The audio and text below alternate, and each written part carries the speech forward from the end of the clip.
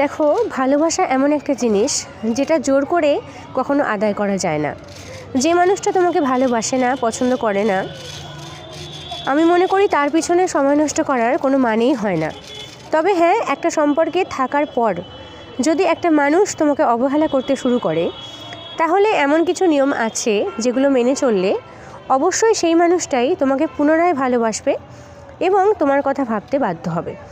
চলো, আজকে সেরকমই কিছু সাইকোলজিক্যাল ট্রিক্স বা নিয়ম আমি তোমাদেরকে বলবো, যেগুলো ফলো করলে সেই মানুষটা তোমার কথা আবার ভাববে। নাম্বার 1, মন দিয়ে শুনবে এবং ফলো করার চেষ্টা করবে। দেখো, তুমি যে তাকে ভালোবাসো, তার প্রতি যে তোমার অনুভূতিগুলো, তোমার ফিলিংস বা ইমোশনসগুলো, সেগুলো কখনো তাকে তুমি বোঝাবার চেষ্টা করবে না। যেমন ধরো, তুমি তাকে খুব ভালোবাসো, আমি তোমাকে খুব ভালোবাসি, তুমি আমার সব, তোমাকে ছাড়া আমি বাঁচবো না, তোমাকে ছাড়া আমি চলতে পারছি না। এই যে অনুভূতিটা, তোমার ভিতরকার যে ফিলিংস, এটা সর্বক্ষণ তাকে বোঝাবার চেষ্টা করবে না। এটা খুব খারাপ, কারণ তোমার এটা হচ্ছে একটা দুর্বল জায়গা। এই দুর্বল জায়গাটা যখনই সেই মানুষটা বুঝবে, সে কিন্তু সেখানেই তোমাকে আঘাত করবে। এটা একেবারে সঠিক। তাই এই দুর্বল জায়গাটা কখনো তাকে বোঝাবে না। তুমি তাকে ভালোবাসো, অবশ্যই সেটা থাক, সেটা কাজে কর্মে দেখাও, কিন্তু বারবার তাকে বোঝাবার চেষ্টা করো না। এই দুর্বল জায়গাটা যখনই তুমি কাউকে দেখাবে, সে কিন্তু সেই জায়গাতে বারংবার তোমাকে আঘাত করবে। কারণ সেই মানুষটা এটা বুঝবে যে তুমি তাকে ছাড়া অচল, তুমি তাকে ছাড়া কোনোভাবে চলতে পারো না, তুমি নিজের মধ্যে নেই, তুমি তোমার সমস্ত কিছুটা তার উপর বিলিয়ে দিয়েছো। তাই নিজের ফিলিংসটা, অনুভূতিগুলো, তোমার দুঃখ, কষ্ট, ভালো মন্দ সবটা তার উপর বিলিয়ে দিও না। সেগুলোকে একটু ব্যক্তিগতভাবে রাখার চেষ্টা করো। জানি ভালোবাসলে এটা হয়, কিন্তু তবুও নিজের একটা ব্যক্তিগত ব্যাপার বলে তো থাকে।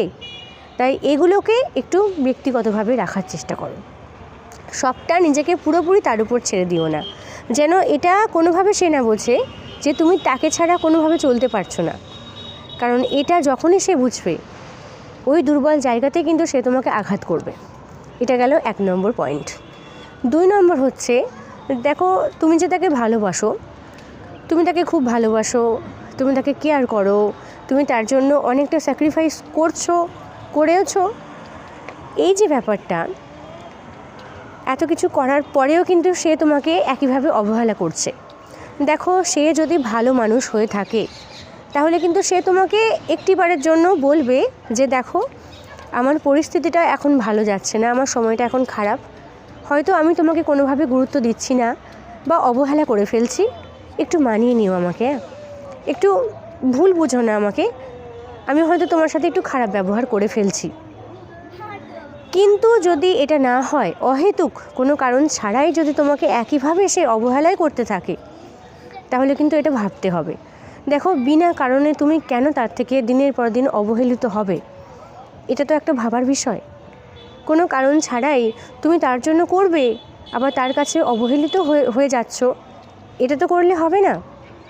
হ্যাঁ, দেখো, অবশ্যই অ্যাডজাস্টমেন্ট তোমাকে করতে হবে, অ্যাডজাস্ট করে নিতেই হবে। একটা সম্পর্কে থাকতে গেলে মানিয়ে তোমাকে নিতেই হবে। তবে সেটা যদি দুদিক থেকেই হয়, তবে তুমি একাই মানিয়ে নিচ্ছ, তুমি একাই অ্যাডজাস্ট করছো বারংবার, উল্টো দিকের মানুষটা করছে না, তাহলে তো হবে না। তাই এই জিনিসটা তোমাকে ভাবতে হবে যে আমি যে অ্যাডজাস্ট করছি, সেটা কি শুধুমাত্র আমার তরফ থেকেই, নাকি তার তরফ থেকেও হচ্ছে? যদি তার দিক থেকে না হয়, তাহলে বারংবার তুমি কিন্তু ভুল করছো। এই জিনিসটা করো না, নিজেকে সম্পূর্ণ হারিয়ে ফেলছো তুমি এই ভুলটা করছো। সে তোমাকে দিনের পর দিন অবহেলাই করে যাচ্ছে, তুমি কিচ্ছু পাবে না।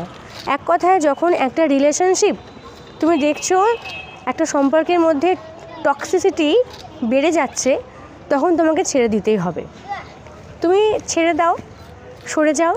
যখনই তুমি ওইখান থেকে সরে দাঁড়াবে, তখনই কিন্তু তোমার গুরুত্বটা সে বুঝবে। একদমই তাই। তুমি না ছেড়ে দিলে তোমার গুরুত্ব কিন্তু সে বুঝবে না। তুমি যখনই সেখান থেকে সরে যাবে, সে কিন্তু এটা বুঝবে যে তোমার গুরুত্বটা আসলেই কতটা ছিল, তুমি তার জন্য কতটা করেছিলে, তুমি তাকে কতটা কেয়ার করতে, তুমি তাকে কতটা ভালোবাসা দিতে। দেখবে সে কিন্তু তোমার মর্মটা তখন বুঝবে। আর যখনই বুঝবে সে কিন্তু তোমাকে পাওয়ার কথা ভাববে, তোমার কথা ভাবতে শুরু করবে যে হ্যাঁ সত্যি তো, একটা মানুষ আমার জন্য এতটা করতো, এখন আমার জন্য সে করছে না, আমার থেকে সে সরে গেল, এখন আমি নিজেকে খুব একা ফিল করছি। তাই তুমি যে নেই তার কাছে, সে যে একা, এই একাকী ফিলটা তাকে করতে দাও। একদমই তাই, এই জিনিসটা করতে হয় বন্ধু। তুমি বারবার তার কাছে কেন অবহেলিত হবে, কেন তার অপমানটা সহ্য করবে? একটা সম্পর্ক যখন টক্সিক হয়ে দাঁড়ায় না, তখন এই জিনিসটাই করতে হয়, না হলে তোমার গুরুত্ব সে কখনো বুঝবে না। বোঝা গেল? এটা হচ্ছে সাইকোলজি, এক কথায় ডার্ক সাইকোলজি বলতে পারো।